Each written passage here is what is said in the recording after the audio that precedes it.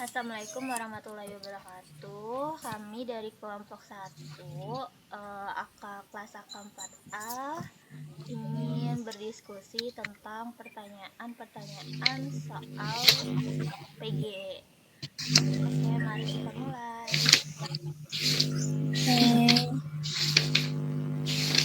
Oke.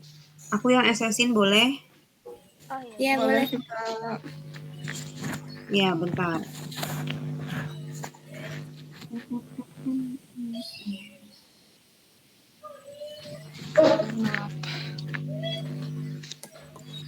Yang entire screen.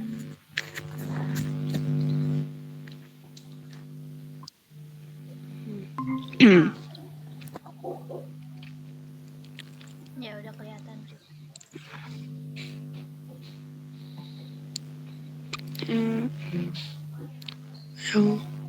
Ini kan kemarin kita udah sempat bagi-bagi ya. Kita bahas dulu ya yang udah dapet. Oke. Tapi kan belum semua, sebagian doang nih, beberapa nomor. Dari nomor 1 ya bahasnya. Iya. Diskusi dulu. Kalau yang nomor 1, itu kan udah sempat aku isi ya. Nah, boleh sih dilihat lagi di buku Mulyadinya halaman 103. Buku Mulyadi halaman 103. Iya, sampai 111. Bentar ya, buka dulu. Aku juga buka ulang ya. Iya. Buat mastiin. 103 tuh bab 4 ya? Iya. Rin. Bab 4. Itu tentang ini ya.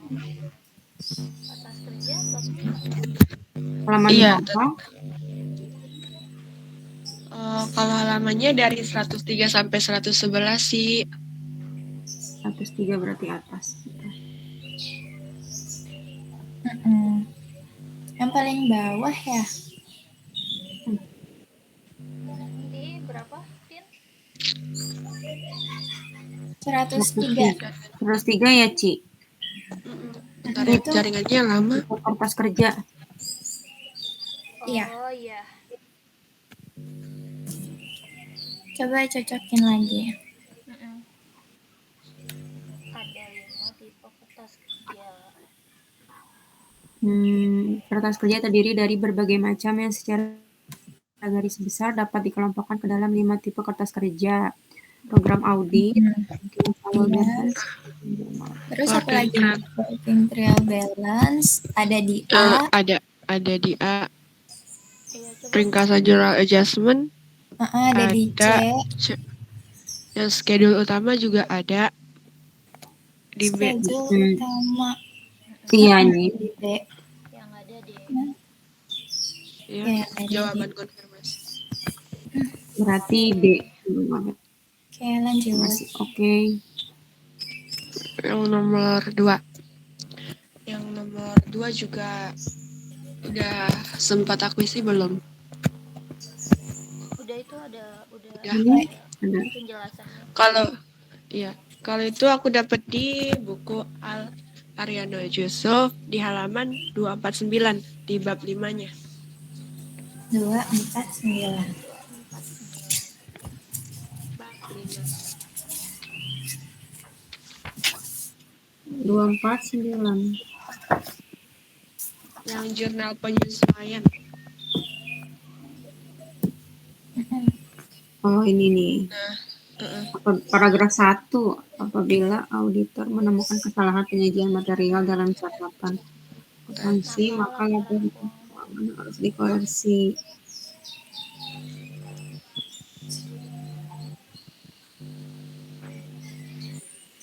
Berarti kalau si auditor tidak setuju dalam penyajian informasi tertentu yang dilakukan oleh klien, berarti dia kayak harus ini dulu ya,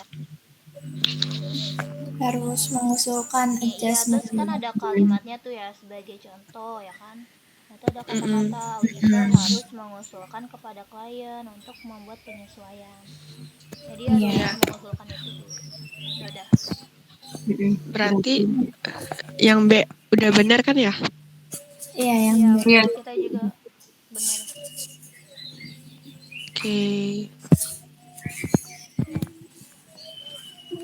Lanjut nomor 3.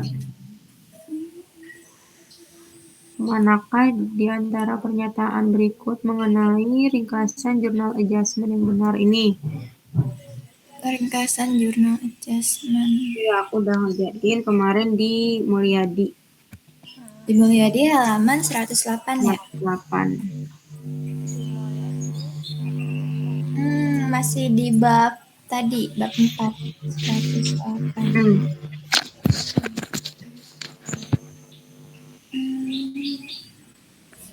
Ya, Pak.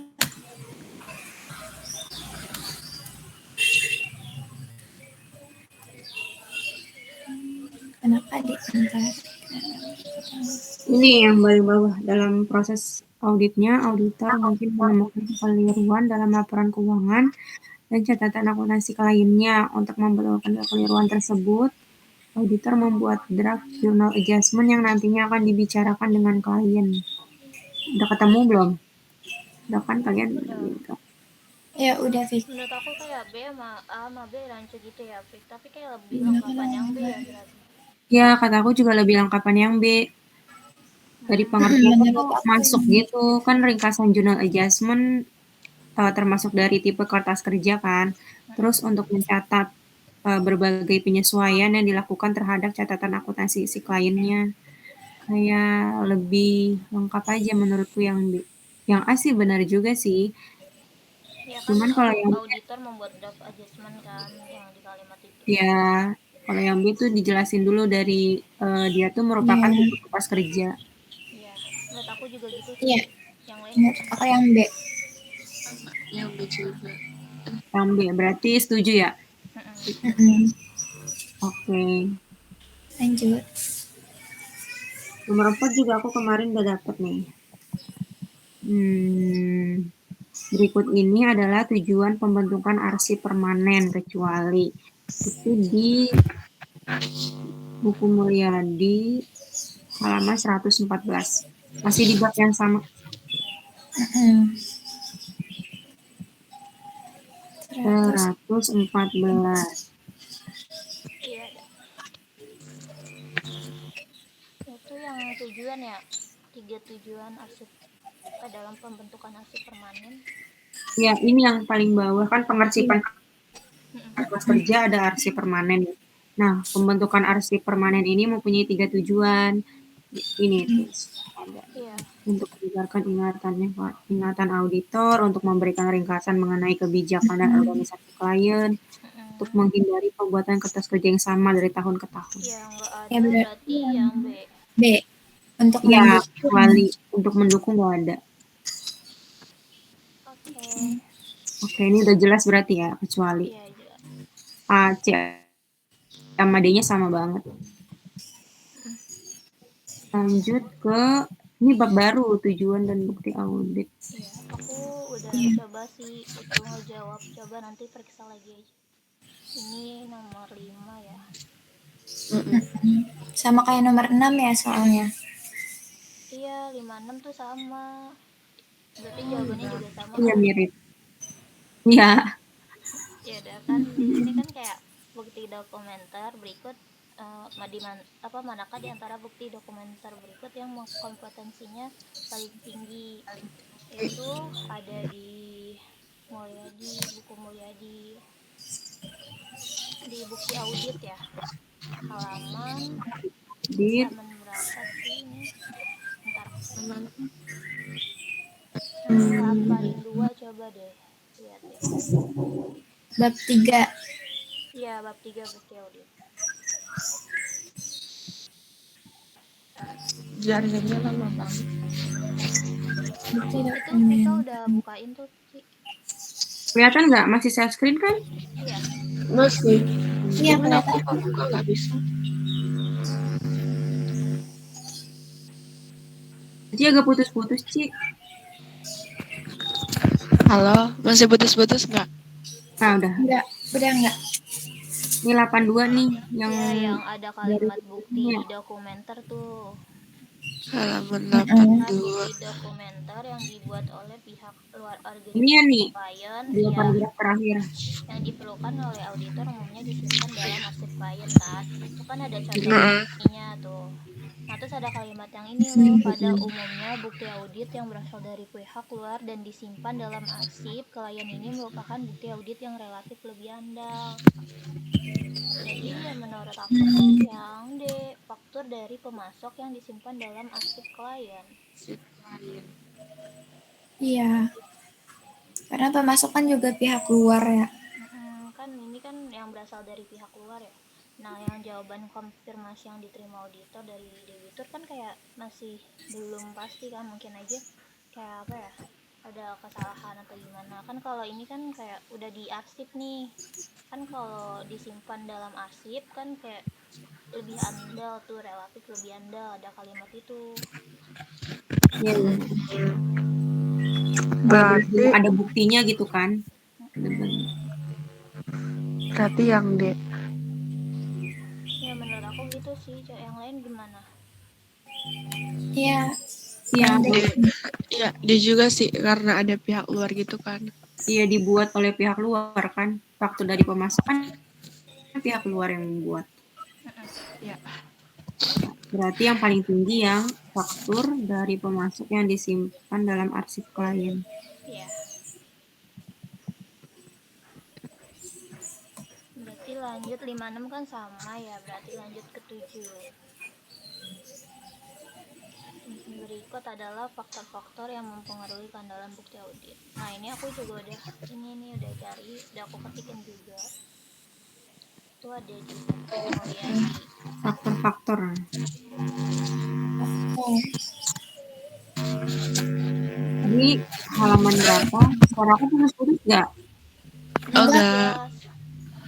Soalnya aku agak putus-putus dengar suara kalian. Halaman berapa nih ya? Di 77 coba deh. 77 atas. 77. 7. Di bab 3. Masih di bab 3. Oh ini kompetensi bukti audit. Gitu ya nih. Iya, Gitu. Oh iya. kompetensi. Kompetensi audit. Kompetensi informasi penguat dipengaruhi oleh berbagai faktor berikut ini: relevansi, sumber, ketepatan waktu, objektivitas, cara pemerolehan bukti. Kan sumber ada ya, sumber bukti. Iya, Iya, cara ada. juga ada di E. Terus cara untuk memperoleh bukti ada. Nah, pengendalian intern tuh ada di ini.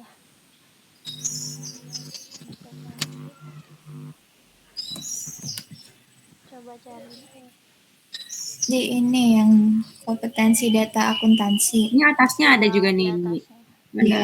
Kan yang nih ini tadi. Iya, di situ. Oleh efektivitas pengendalian intern. Pengendalian intern yang kuat menyebabkan keandalan catatan akuntansi dan bukti lainnya yang dibuat dalam organisasi. Berarti kan termasuk ya kayak Iya. pengendalian. Iya, berpengaruh ya pengendalian intern tuh. Iya, ini termasuk ke dalam kompetensi bukti audit nih. Iya, betul. Iya. Berarti yang bukan itu C. Iya, yang bukan C, tipe bukti. Yang bukan tipe bukti. Oke, lanjut. Kalau yang 8 ini aku udah nemu di Mulyadi juga, halaman 87. 87. Masih yang tadi ya, bab 3.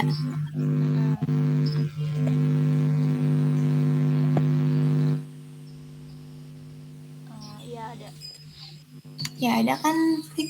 Udah dapat belum? Di halaman Nih, 87 itu yang inspeksi. Merupakan pemeriksaan rinci terhadap dokumen atau kondisi fisik. Ya sama kan, berarti yang C merupakan pemeriksaan rinci terhadap dokumen kondisi fisik.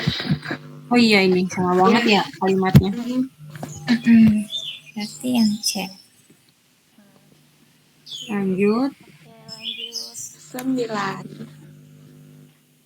Manakah di antara pernyataan berikut terkait dengan prosedur audit vouching? Vouching. Aku dapat di ini Yusuf Haryono. Erin. Halaman 231. Halaman 231. 231. Yang apabila auditor ya, Rin. Iya, yang apabila auditor menggunakan dokumentasi untuk mendukung catatan transaksi atau jumlah tertentu. Berarti kayak dokumentasi untuk mendukung gitu ya, intinya. Dokumentasi pendukung. Dokumenter Iya. yang mendukung pencatatan suatu transaksi. Kalau menurut aku yang A. Iya, yang A. Nah, aku tandain ya. Oh iya. Pemeriksaan terhadap Iya. iya. Oke, lanjut.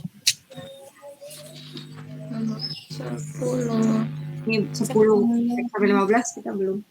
Dalam mengumpulkan informasi untuk memahami pengendalian intern yang berlaku dalam perusahaan kliennya, auditor terutama berkepentingan terhadap pengendalian intern yang tujuan pengendalian. Berarti Ini tujuan pengendalian internal nih. Bab 8. Di mana? Di buku mana, Fik?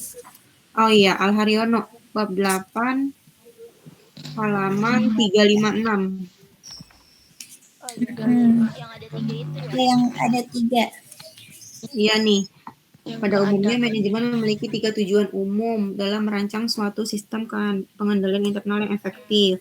Keandalan pelaporan keuangan, efektivitas dan efisiensi operasi entitas, sesuai dengan undang-undang dan peraturan-peraturan. Berarti yang nggak ada apa itu? Yang benar. Keandalan, Oh, iya. efektivitas, kepatuhan. Berarti yang bukan penjelasan. Kesesuaian sama kepatuhan itu beda ya? Kesesuaian sama kepatuhan. Kayaknya sih. Ini kayaknya kecuali nggak sih pencegahan kolusi? Oh, Nah, iya. Coba Kayaknya kepatuhan terhadap hukum kan itu kesesuaian dengan undang-undang kan dia patuh terhadap hukum. Nah, iya. Dan efisiensi operasi dia ada. kecuali ya berarti. Ada pencegahan kolusi. Tapi ini kayak lebih mengumpulkan informasinya nggak sih untuk memahami pengendalian intern kan butuh laporan keuangan yang andal. Auditor Kan di dalam terutama mengumpulkan informasi untuk memahami pengendalian intern yang berlaku di dalam perusahaan kliennya, auditor terutama berkepentingan terhadap pengendalian intern yang tujuannya. Tapi itu tujuan loh, Rin. Ya kan tujuannya ada 3 kan, maksudnya keandalan, terus efektivitas, gitu kan. Tanggung jawab untuk memastikan persyaratan tujuan efektif dalam memenuhi tujuan pengendalian internal yang efektif.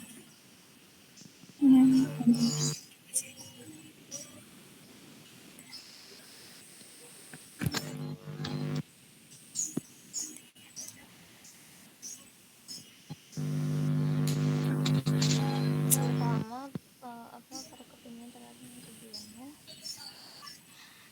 Tapi kayaknya ini merujuk ke auditornya ya, Rin, yang Arima tadi. Iya. Iya, lebih ke auditornya. Kan kalau semisalkan pengendalian intern kan lebih ke manajemen kan, mungkin manajemen patuh, terus efektivitas, terus harus sama hukum harus tepat gitu kan. Nah, kalau bagi auditornya itu pengendalian intern sebagai keandalan pelaporan keuangan. Kalau menurut aku gitu sih. Yang ada menurut aku juga keandalan sih. Berarti yang C ya? Yang C.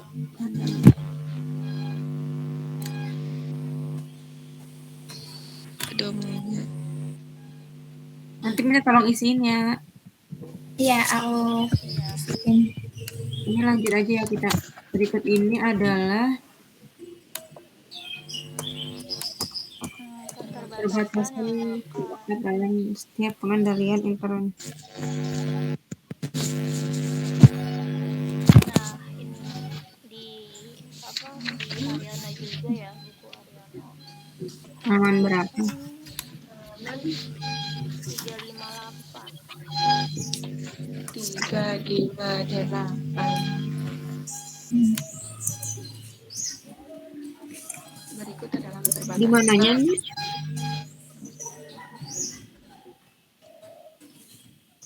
Tiga lima delapan. Yang Yang pengandalian keterbatasan internal. inheren. Iya, pengandalian internal tidak akan pernah efektif sepenuhnya meskipun telah dirancang dan diterapkan dengan sungguh-sungguh.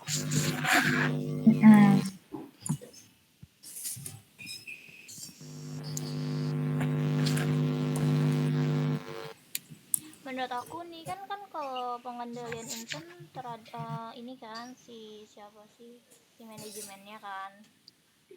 Nah kalau iya kan manajemen merancang sistem gitu kan. Nah kan kalau kesalahan dalam pertimbangan itu kan bisa terjadi, terus kolusi juga kan bisa terjadi di dalam manajemen itu, terus sama pengabaian oleh manajemen. Nah di sini kan kecuali ya dewan komisaris dan komite audit. Ya audit kan Kecuali lebih dewan komisaris tuh lebih kayak ke pelaku nggak sih, apa ya?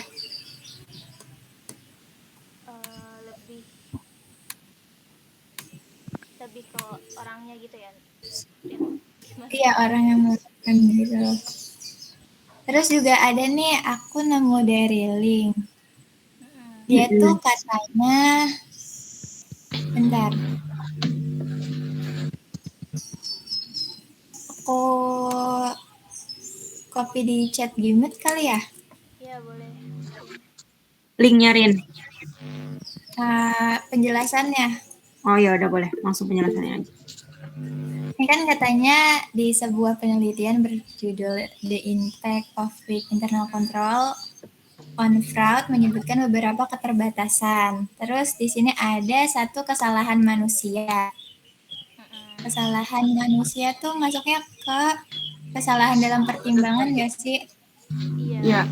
Jadi ada pengesampingan prosedur dan kebijakan. Berarti kayak bisa jadi pengabaian oleh manajemen nggak sih? Sama kolusi. Ya menurut aku juga sih. Iya, kolusi juga ada tuh pengertiannya di yang 358 yang paling bawah. Tindakan dua orang atau lebih pegawai yang berkonsentrasi. Iya berarti kan kayak apa ya? Kan di sini kayak yang dia itu dewan komisaris dan komite audit.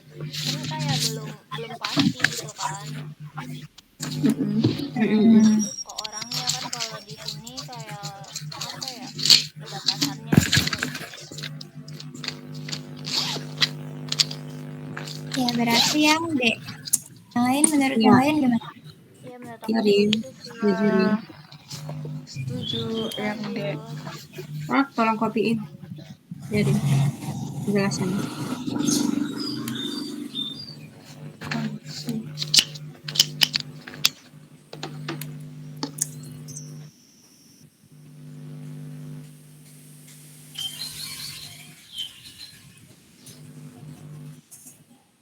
Sekarang yang 12. Manakah di antara penggabungan dua fungsi ini yang tidak baik ditinjau dari sudut pengendalian internalnya ya? Ya.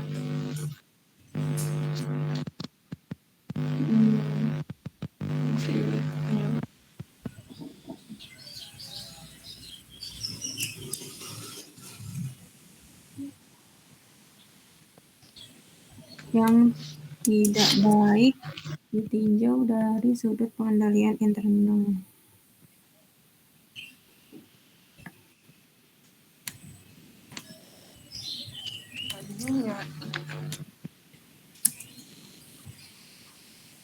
Kalian dapat gak?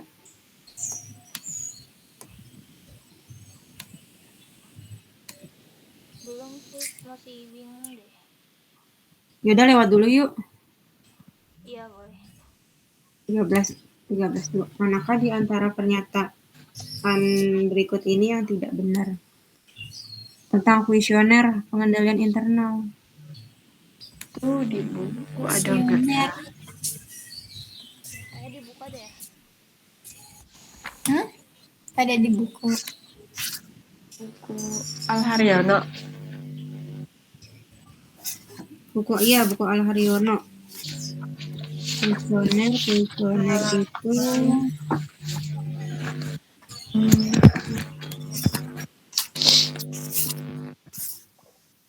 kuesioner.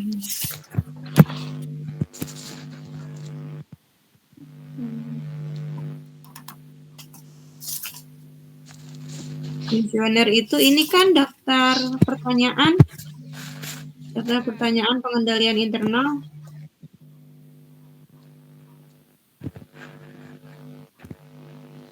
Di halaman 379.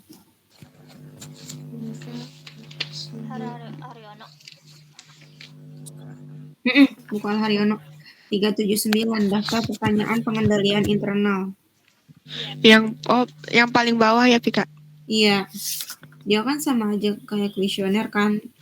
Terus dia mirip nih sama jawaban yang C.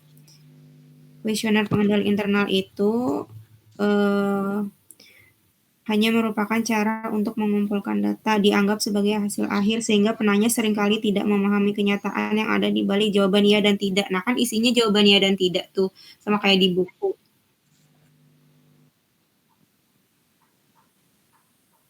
Berarti yang C benar ya?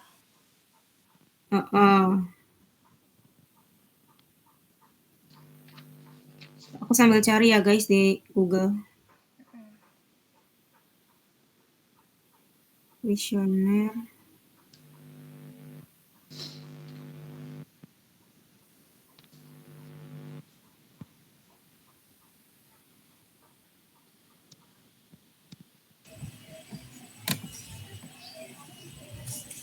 Kuesioner pengendalian. Yang penggunaan daftar ya. Penggunaan daftar pertanyaan dan bagan alir secara berbarengan berguna untuk mendapatkan pemahaman tentang rancangan. Ini yang di 382 itu ketemu juga tuh. Itu masuknya ke yang ini ya, yang D ya. Pertanyaan dalam kuesioner pengendalian intern baku dirancang untuk menguji efektivitas pengendalian intern yang berlaku. Iya. Iya. Itu pengendalian internal.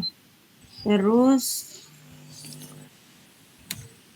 semua jenis perusahaan. D berarti benar, berarti B. Pertanyaan dalam kuesioner. Tika udah ketemu linknya? Udah, bentar aku kirim.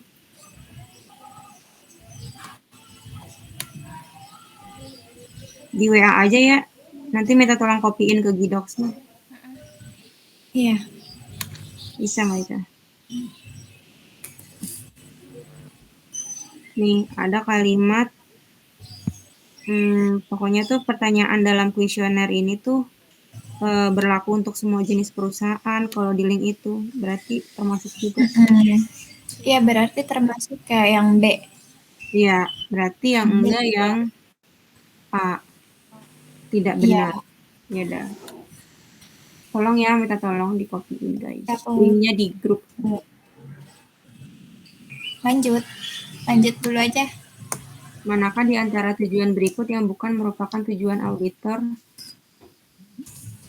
Mengumpulkan informasi dalam memahami pengendalian intern klien.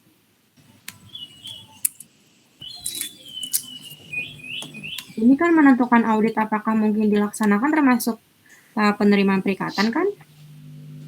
Iya. Berarti kalau yang bukan yang A ya? Iya, menurut aku juga gitu sih.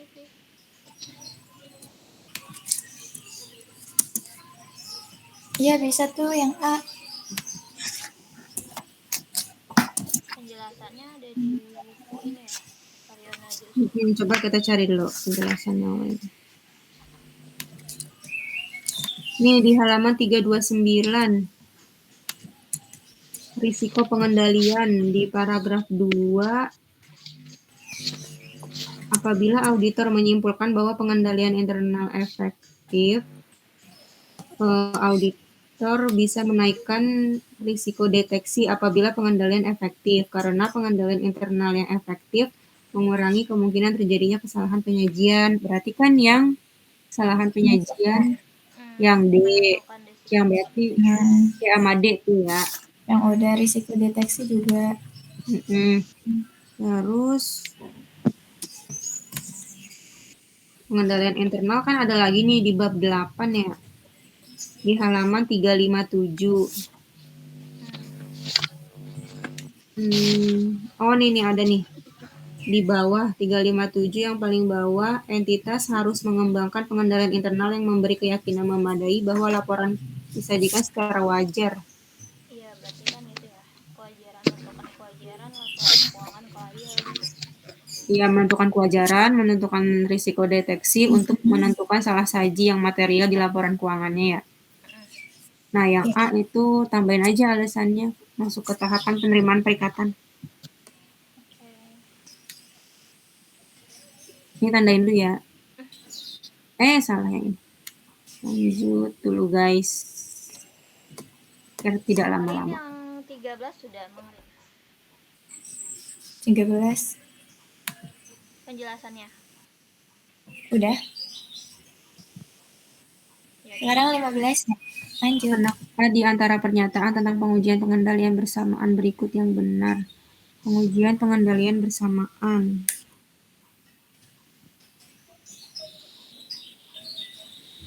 Pengujian pengendalian bersamaan.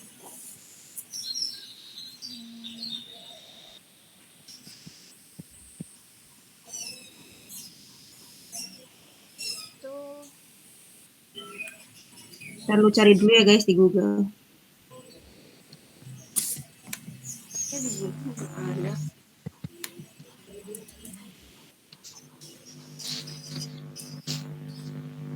Yang Vika kasih ya ini. Nah iya di grup. Ya udah masuk. Nih. Ada kalimat Ya, pengajian pengendalian bersamaan dilaksanakan itu ya. Ya, oleh auditor bersamaan waktunya dengan usaha pemerolehan pemahaman atas pengendalian intern. Pengujian ini dilakukan oleh auditor baik dalam strategi pendekatan terutama substantif maupun dalam pendekatan risiko pengendalian rendah. Tadi kan ada substantif tuh ya. Nah, ini nih. Iya. Pengujian pengendalian bersamaan dengan adalah pengujian pengendalian yang dilaksanakan bersamaan dengan pengujian substantif. Menurut aku yang ini. Iya, menurut aku juga sih lebih masuk yang B. Ya udah, ini aja ya. Berarti B. Ya. Minta tolong ya Rin, linknya di grup. Oke. Ya, berarti udah selesai ya. Satu lagi belum. Yang 12. 12 tadi yang udah belum?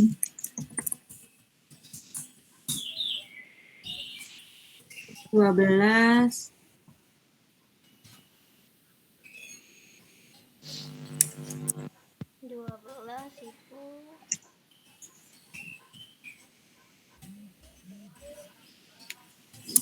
Itu gimana guys? Manakah di antara penggabungan dua fungsi ini yang tidak baik ditinjau dari sudut pengendalian intern?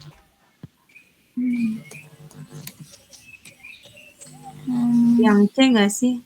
Pembelian dan fungsi gudang. Iya. Menurut aku juga yang C. Iya, menurut aku juga sih. Soalnya kan kalau misalnya digabung bisa jadi ada kecurangan kan. Bisa manipulasi atau Oh iya ya, kalau digabung ya.